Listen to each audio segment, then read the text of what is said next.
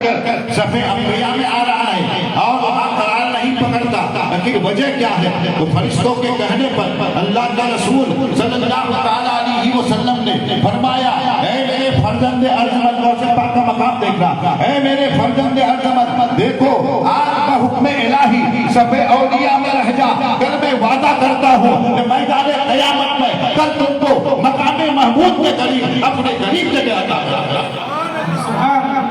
یہ غوث پاک کی عظمت ہے، غوث پاک کا مقام ہے کہ مقام محمود میں آپ کو جگہ ملنے والی، مقام محمود کے قریب رسول پاک کے بغل میں آپ کو جگہ ملنے والی ہے۔ مسلمانوں سوچو، اس ولی کی بارگاہ میں آئے ہو، اس ولی کی عظمت کو دیکھو، ان کا مقام دیکھو، اور سنیے یہی تک نہیں، غوث پاک کا مقام اس میں بھی ہے کہ معراج کی رات غوث پاک کی اللہ تعالیٰ عنہ کی روح کو حاضری کا موقع ملا۔ جب براق نے یہ مجدہ سنا کہ میری مجھ کو نبی کی سواری کے لیے منتخب کیا گیا ہے، تو وہ ان کا قد اونچا ہو گیا اور کئی گز اونچا ہو گیا۔ اور ایک روایت میں ہے کہ عرش کے قریب جب نبی کونین پہنچے تو وہاں پر کیا تھا کہ عرش کی اونچائی بہت تھی، چڑھنے میں دشواری ہو رہی تھی۔ اتنے میں غیب سے ایک نوجوان ظاہر ہوا، یعنی حضور غوث پاک کی شبیہ کو پیش کیا گیا، اور رسول پاک نے دیکھا شاید یہ کوئی مرتبہ نبوت کا ہے، یہ کوئی نبی ہے، لیکن آواز آئی پروردگار کی بارگاہ سے، اے میرے محبوب یہ کوئی نبی نہیں ہے، اے میرے محبوب یہ کوئی نبی نہیں ہے، بلکہ آپ کا فرزند ارجمند عبد القادر جیلانی ہے، اور جب آپ کا دین ناپاکوں کے ہاتھ سے مثل مردہ کے ہو جائے گا تو آپ کے دین کو زندہ کرنے والا یہ آپ کا فرزند ارجمند ہوگا، اور لقب محی الدین نہ پائے گا، یعنی دین کو زندہ کرنے والا۔ سبحان اللہ، سبحان اللہ، نعرہ تکبیر، نعرہ رسالت، علماء اہل سنت، جشن غوث الورا، نعرہ تکبیر۔ اس کے بعد غوث پاک نے اپنی گردن کو پیش کیا، رسول پاک نے گردن غوث اعظم پر اپنا مقدس قدم رکھا، عرش پہ چڑھے یا پھر براق کے حلوے پہ سوار ہوئے، بات دونوں روایتوں کی ہے، لیکن یہاں یہ کہوں گا کہ غوث پاک کی گردن پہ اللہ کے رسول نے قدم رکھا، لیکن غوث پاک ہی کی روح کی گردن پہ کیوں نہیں رکھا؟ صدیق اکبر کے گردن پہ کیوں نہیں رکھا؟ فاروق اعظم کے گردن پہ کیوں نہیں رکھا؟ عثمان ذو النورین کے گردن پہ کیوں نہیں رکھا؟ مولا علی کے گردن پہ کیوں نہیں رکھا؟ امام حسن کی گردن پہ کیوں نہیں رکھا؟ امام حسین کی گردن پہ کیوں نہیں رکھا؟ امام جعفر صادق کی گردن پہ کیوں نہیں رکھا؟ جنید بغدادی کی گردن پہ کیوں نہیں رکھا؟ بایزید بستامی کی گردن پہ کیوں نہیں رکھا؟ غوث اعظم ہی کی گردن پہ کیوں رکھا؟ سوال پیدا ہوتا ہے غوث پاک ہی کی گردن پہ کیوں رکھا؟ بات صاف اور سیدھی ہے کہ غوث پاک بعض روایتوں میں آیا ہے، تفریح الخاطر کی ایک عبارت یہ بھی ہے کہ غوث پاک جب پیدا ہوئے تو معراج کی رات جو مصطفیٰ جان رحمت کا قدم آپ کے گردن ناز سے پڑا تھا، اس کا نشان پیدائش کے بعد بھی آپ کے گردن پہ موجود تھا۔ میں پوچھنا چاہتا ہوں کہ رسول پاک نے اپنا مبارک قدم غوث اعظم کے گردن پہ کیوں رکھا؟ صاف اور سیدھی بات، جو نبیوں کے تاجدار ہیں ان کی نشانی مہر نبوت، علماء کی توجہ، جو ولیوں کے، جو نبیوں کے سردار ہیں ان کی نشانی مہر نبوت، تو اس لیے اور ارواح کو پیش نہیں کیا، اور ولیوں کو پیش نہیں کیا، صحابہ کو پیش نہیں کیا، جو نبیوں کے سردار ہیں اس کی نشانی مہر نبوت ہے، جو ولیوں کے سردار ہیں ان کی نشانی قدم مصطفیٰ، ان کی نشانی قدم مصطفیٰ ہوتا ہے۔ او بھینس پیٹا والو، ذرا میری طرف دیکھو، دائیں بائیں نہ دیکھو، ادھر ادھر نہ دیکھو، غوث پاک کی محفل میں بیٹھے ہو۔ ارے غوث پاک کی محفل تو وہ ہوا کرتی تھی کہ جو ان کی محفل واز میں حاضر ہوتے تو گویا ایسے بیٹھے رہتے جیسے سر پہ پرندہ بیٹھا ہو اور کوئی لب ہلانے کی کوشش نہیں کرتے۔ آپ ان کی محفل میں بیٹھے ہو، آپ ادھر ادھر دیکھ رہے ہو، یہاں غوث پاک کا تذکرہ ہو رہا ہے، غوث پاک کا بیان ہو رہا ہے، بات سمجھ میں آ گئی کہ جو ولیوں کی نبیوں کے سردار ہیں ان کی نشانی مہر نبوت ہے، اور جو ولیوں کے سردار ہیں ان کی نشانی قدم مصطفیٰ۔ لیکن یہاں پر یہ کہوں گا کہ قدم کو گردن ہی پہ کیوں رکھوایا گیا؟ دائیں کاندھے پہ رکھتے تب بھی عرش پہ چڑھ جاتے، بائیں کاندھے پہ رکھتے تب بھی عرش پہ چڑھ جاتے۔ بات سنو مسلمانوں، غور کرو، غوث پاک کے چاہنے والوں، رسول پاک کا قدم گردن غوث اعظم پر دائیں کاندھے پہ نہیں، بائیں کاندھے پہ نہیں، پیٹھ پہ نہیں۔ ذرا علماء توجہ دیں کہ اگر دائیں ہاتھ پہ رکھتے، دائیں کاندھے پہ رکھتے تو بائیں طرف کا حصہ چھوٹ جاتا، یہاں کی نسیں چھوٹ جاتی، اور اگر بائیں طرف رکھتے تو دائیں طرف کی نسیں چھوٹ جاتی۔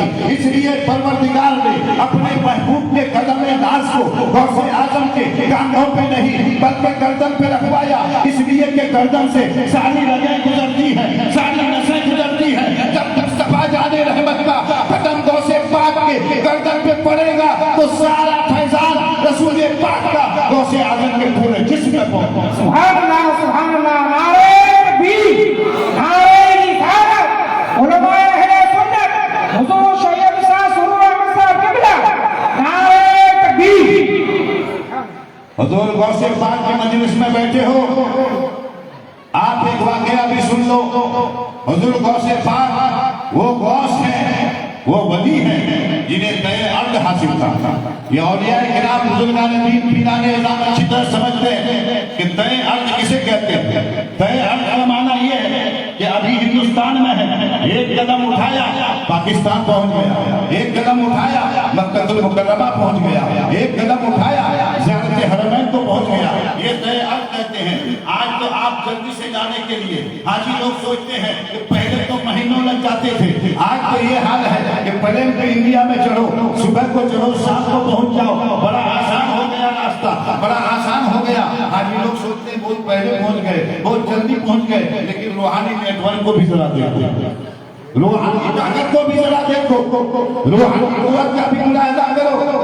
حضور غوث پاک کی مجلس میں جس طرح آپ اٹھ کے چلے جاتے ہیں ہماری مجلسوں سے، ہماری مجلسوں سے اٹھ کے بے دریغ چلے جاتے ہیں، بلا دریغ چلے جاتے ہیں، کوئی خطرہ نہیں ہوتا، کوئی ڈر نہیں ہوتا۔ لیکن غوث پاک کی محفل سے کوئی اٹھنے میں سوچتا تھا کہ کہیں نگاہ جلال نہ پڑ جائے، غوث کا اجل غضب نہ ہو جائے، اس لیے ڈر سے کوئی اٹھتے نہیں تھے۔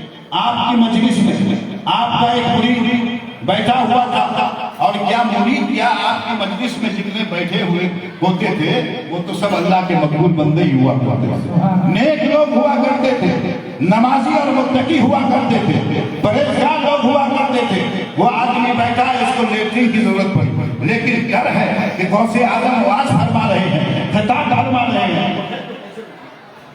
اٹھے تو کیسے اٹھے، بڑی پریشانی۔ لیکن جو پیر ہوتا ہے وہ اپنے مرید کی پریشانی کو سمجھتے ہیں، جو پیر ہوتا ہے اپنے مرید کے درد کو سمجھتے ہیں۔ جب غوث پاک کی نگاہ عنایت پہنچی کہ میرا یہ مرید بڑا بے قرار ہے تو وہ شخص کیا دیکھتے ہیں، وہ تاجر کہ غوث پاک کی چھبی کرسی پر غوث پاک خطاب بھی فرما رہے ہیں، اور اس کے بعد اس کا چھبی اتر کر ان کے پاس آتے ہیں، آنے کے بعد ان کے سر پر کپڑا ڈھک دیتے ہیں، کہتے جاؤ اپنی حاجت پوری کر لو۔ اور وہ شخص دیکھتا ہے، وہی غوث پاک اپنا دامن اپنے آستین کو اس شخص کے سر پہ ڈالتے ہیں، وہ ایک لگتک میدان میں پہنچ جاتے ہیں، ایک وہ ہرے بھرے باغ میں پہنچ جاتے ہیں، وہاں پانی کا نہر ہے، اور جو ہے اس کے بعد انہوں نے اپنی چاندی کا گچھا دیا، لٹکا دیا، لٹکانے کے بعد وضو کیا اور اپنے حاجت رفع کی، اور رفع حاجت کرنے کے بعد انہوں نے وضو کیا، اور وضو کرنے کے بعد غوث پاک نے پوچھا کیا ہو گیا؟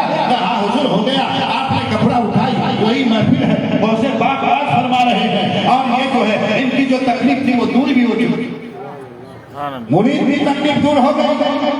اور پھر اس کے بعد جب وہ شخص بغداد سے روانہ ہوا گھر کی طرف، ایک دن چلا، 2 دن چلا، 4 دن چلا، 10 دن چلا، 12واں دن چلا، 13واں دن چلا، جب 14 دن کا سفر طے کیا تو دیکھ رہا ہے کہ یہ تو جانی پہچانی جگہ لگ رہی۔ بولو سبحان اللہ، ارے بولو منڈی میں جرا سبحان اللہ، میں بولتا ہوں سبحان اللہ بولو، بولتا ہے ایسا نہیں، میں بولتا ہوں سبحان اللہ بولو، ہاں چپ چاپ مت رہو، غوث پاک کا محفل میں آئے، ہمیشہ تو چپ ہی رہتے ہو، کبھی تو کبھی منہ تو کھولو۔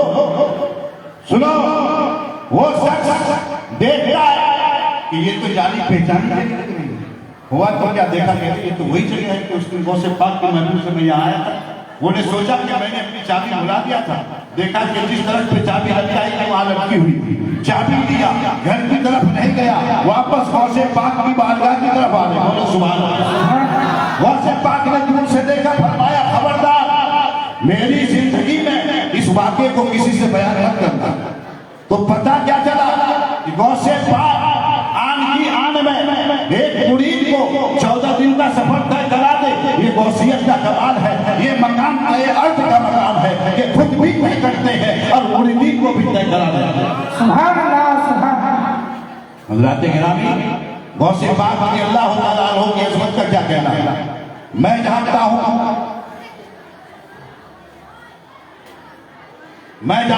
کہ غوث پاک رضی اللہ تعالیٰ عنہ کا وصال پرملال 11ویں ربیع الغوث آج کی تاریخ جو رات گزرے گی، رات آئی ہے 11 تاریخ ہے، کل کا دن آنے والا وہ 11ویں شریف کا دن ہے، اور 11ویں شریف کو غوث پاک رضی اللہ تعالیٰ عنہ اس خاکدان گرامی سے روانہ ہوگا.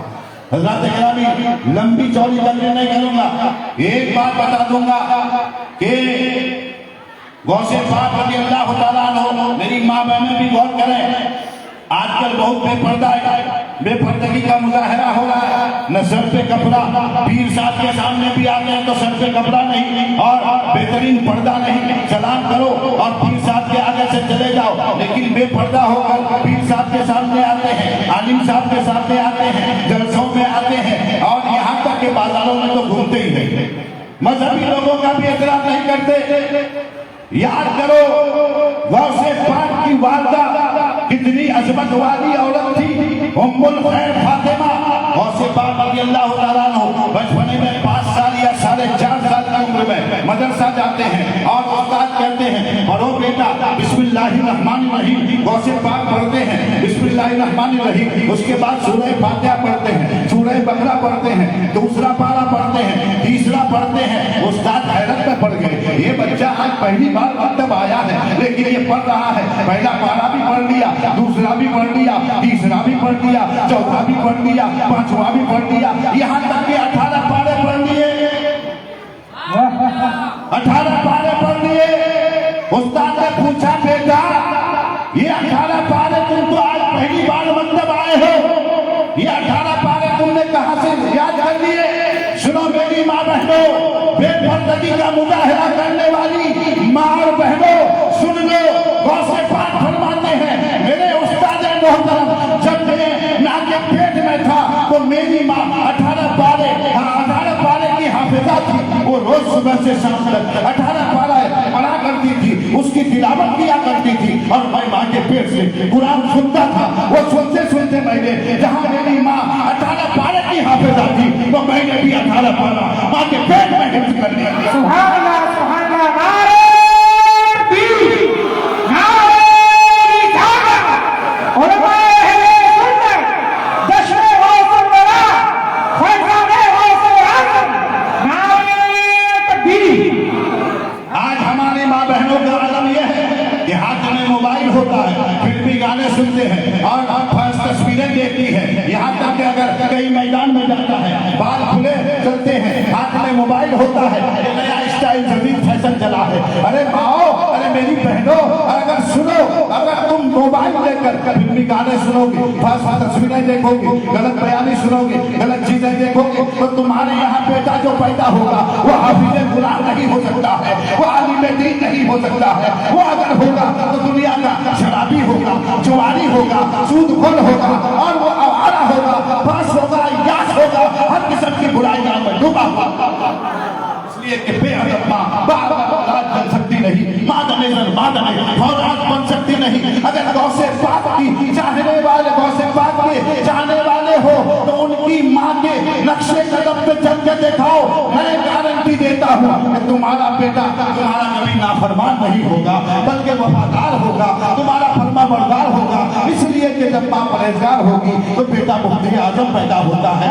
ماں اگر پرہیزگار ہو تو بیٹا مجدد اعظم پیدا ہوتا ہے. ماں پرہیزگار ہو بیٹا محدث اعظم پیدا ہوتا ہے. ماں اگر پرہیزگار ہو تو بیٹا غوث اعظم پیدا ہوتا ہے. سبحان اللہ سبحان اللہ. بے شک. ارے اس محفل میں کوئی جانباز نہیں ہے جو کھڑے ہو کے نعرہ لگا دے. ہے کوئی بھینس پیٹا میں ٹانگ والا دم والا جو کھڑے ہو کر غوث پاک کا نعرہ لگائے محفل سے، کوئی نہیں ہے، سبحان اللہ، یا رسول اللہ زندہ باد، اللہ اکبر، یا رسول اللہ۔ غوث پاک کی 11ویں منانے آئے ہو، غوث پاک کی 11ویں کے بارے میں دو آپ کا مثال مبارک ہوا 11ویں شریف میں، اور ایک یہ ہے کہ آپ ایک بار بغداد کی سرزمین سے ملک کے شام سے سفر سے واپس آئے، ایک شاعر نے سوال کیا اللہ کے نام پہ کچھ دو، فقیر آتے ہیں ہر دربار میں آتے ہیں، حضور سرور ملت کی بارگاہ میں بھی آتے ہیں، گھر میں کچھ ہوتا ہے تو دے دیا جاتا ہے، لیکن بغداد کا دستور تھا کہ اگر کوئی گھر میں فقیر آ جاتا، گھر میں کچھ ہوتا تو کہتے دے دو، اور نہیں ہوتا کہتے بابا معاف کرو، آئندہ کبھی دیکھا جائے۔ غوث پاک ملک کے شام سے سفر سے آئے۔